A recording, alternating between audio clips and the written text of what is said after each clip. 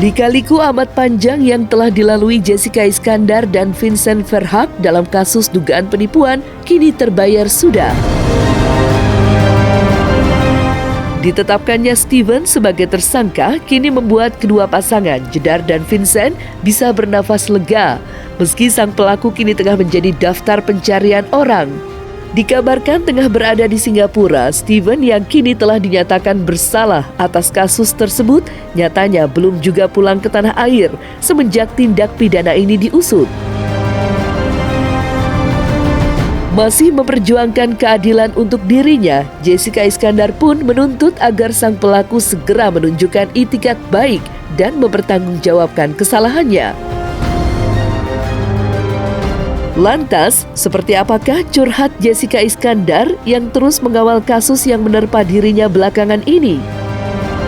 Perkembangannya ya aku bersyukur terlapor CSB sudah naik statusnya jadi tersangka. Artinya kan sudah digelar perkara oleh pihak kepolisian dan membuktikan bahwa bukti-bukti yang aku lampirkan semuanya hasil BAP itu kan bisa dinyatakan bahwa memang tersangka CSB telah melakukan sebuah tindak pidana kejahatan.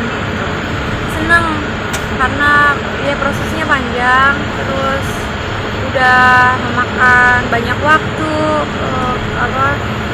dan ya pokoknya udah luar biasa lah, mengganggu kehidupan aku, mental, sakit segala macam. Jadi senang udah sampai di titik ini gitu.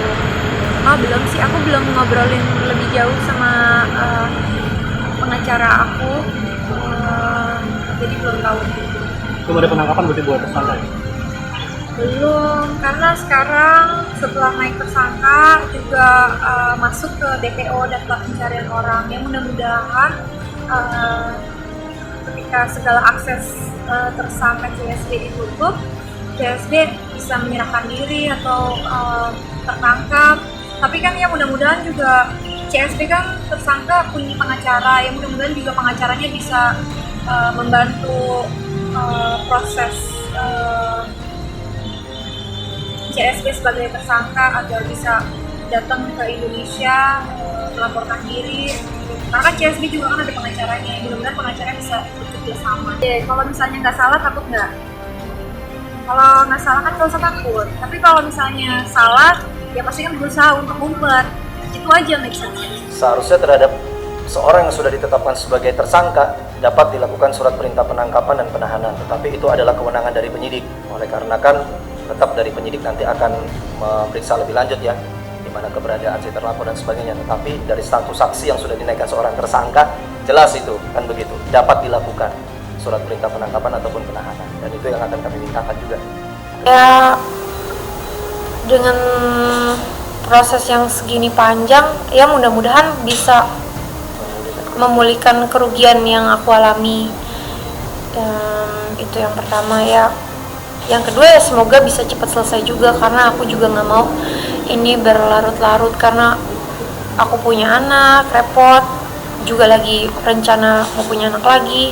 Jadi nggak mau hal ini berlarut-larut, mengganggu keluarga, mengganggu daily life anak-anak juga, soalnya kan kasihan.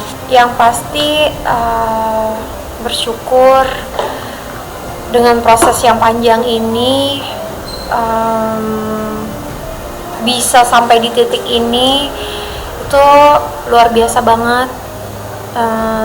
Terima kasih buat suami, buat tim pengacara juga, Bang Roland Potu, dan juga yang pasti aku mau terima kasih buat Ditreskrimum Polda Metro Jaya yang sudah membantu luar biasa atas penanganan kasus yang terjadi saat ini, dan lega akhirnya bisa membuktikan bahwa terlapor CSB saat ini sudah ditetapkan sebagai tersangka.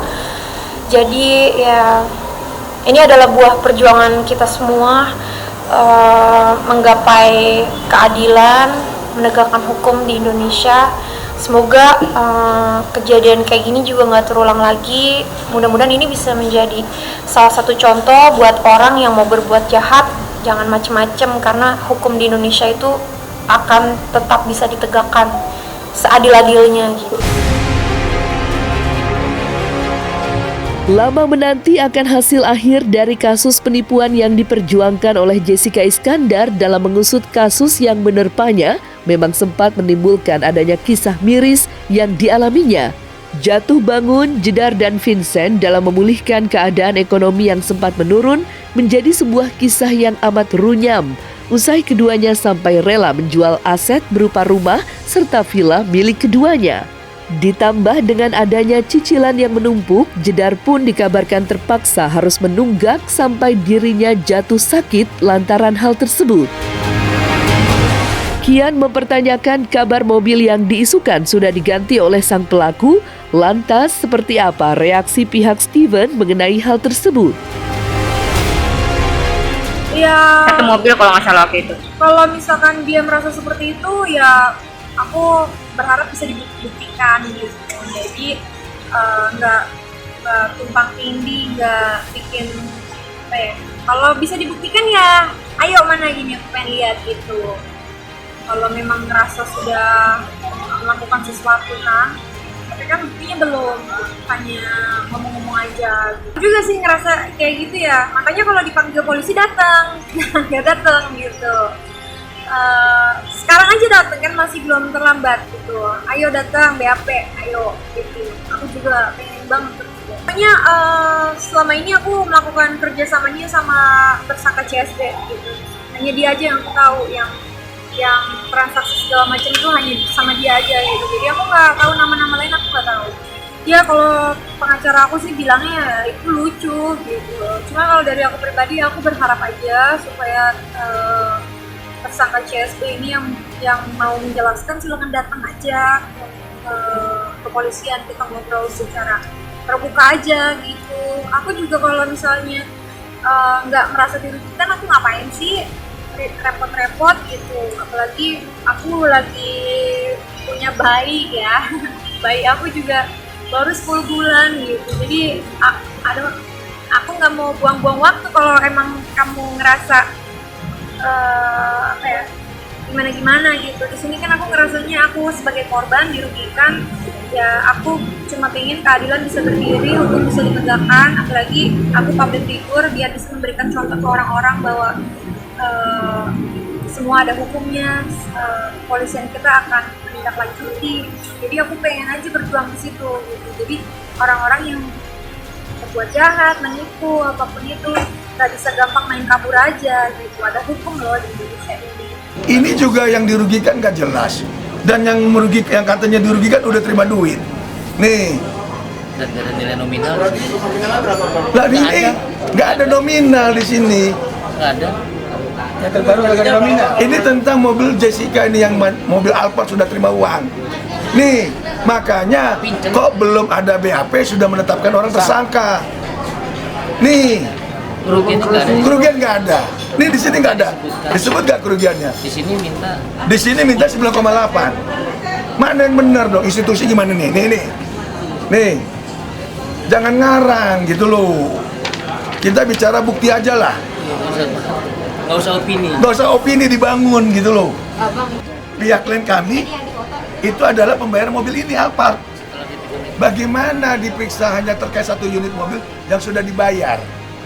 Makanya STNK dan BPKB dipegang sama klien kami. Kamu punya motor, kamu kasih STNK, kamu kasih BPKB, unit kamu kasih, aku kasih kamu duit. Masa kamu laporin aku ke polisi? Boleh saja dia menganggap apapun, boleh saja dia menganggap laporan kita salah, tetapi inilah prosesnya, prosedurnya.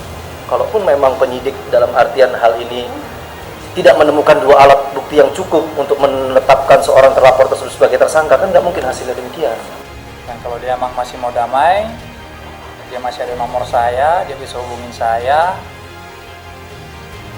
masih open untuk berdamai, jadi ya balik lagi ke orangnya sendiri. Ya, tadi disampaikan oleh klien saya kan terbuka kan begitu, tetapi damai ini jangan hanya di atas kertas, kan harus jelas. Ya. Damai ini harus ada bentuk yang nyata. Kerugian klien saya tetap apa yang dia sampaikan, kerugian tersebut yaitu kerugian yang nyata, bukan kerugian yang main-main kan begitu. Artinya bisa dibuktikan semua melalui laporan polisi ada peningkatan status. Nanti ini di Pengadilan Negeri Jakarta Selatan sama-sama kita tunggu tanggal 15. Katanya kan mengajukan 50 emosi K2 rumah apa. Silakan kan begitu. Kita lihat nanti hasil keputusan pengadilan bagaimana. Saya bilang waktu di PN Jakarta Selatan depan hakim mediasi loh, Telepon gitu. kami fasilitasin. Alasannya apa? Kami nggak usah ikut, kamu yang berangkat ketemu sama si klien kami. Apa alasannya anak? Itu depan hakim PN loh. Minggu kemudian ke Jayapura. Hakim PN, seminggu kemudian dia ke Jayapura konser yang dikalungin. Jadi jangan bilang dari awal dia mau damai. Kalau mau damai datang dong. Kantor saya jelas, ada di Bali, ada Jakarta. Dari awal kasus ini bergulir, saya berapa kali, bahkan dari Bali kantor saya terbuka. Ayo kalau perlu ke kantor saya, atau saya ke rumah kamu, atau ketemu di Jakarta, atau saya ongkosin kamu datang kantor, apa aja. Atau nanti kita pakai karpet merah, praktis kan? Atau mau dikarungin bunga. Atau mau pakai karungan bunga, oke kok. Datang ke kantor PTWL. Betul nggak? Itu karena kita kooperatif dan pengen cepat selesai. Tapi kalau udah hari ini dan besok kan mau putus sidang, ya sudah jalanin aja. Itu nanti putusan yang akan melalui ekor tanggal 15 itu pasti nanti putusannya akan berbunyi apa, kita pasti akan preskonkan juga. Sebagaimana saya melihat juga tanggapan dari kuasa hukum dari CSB ya, mengatakan dia optimis lah, yakin, sah-sah saja menurut saya. Tetapi kalau dari kami tidak mau mendahului putusan hakim, biarlah prosedur hukum itu nanti yang berbicara. Seperti ini dari awal kami dibilang katanya laporan salah, pelapor ini itu. Tetapi di sini ya kembali lagi lah, bukti yang akan berbicara, prosedur yang akan berbicara. Begitupun dengan putusan nanti. We will see, kita sama-sama lihat nanti putusannya.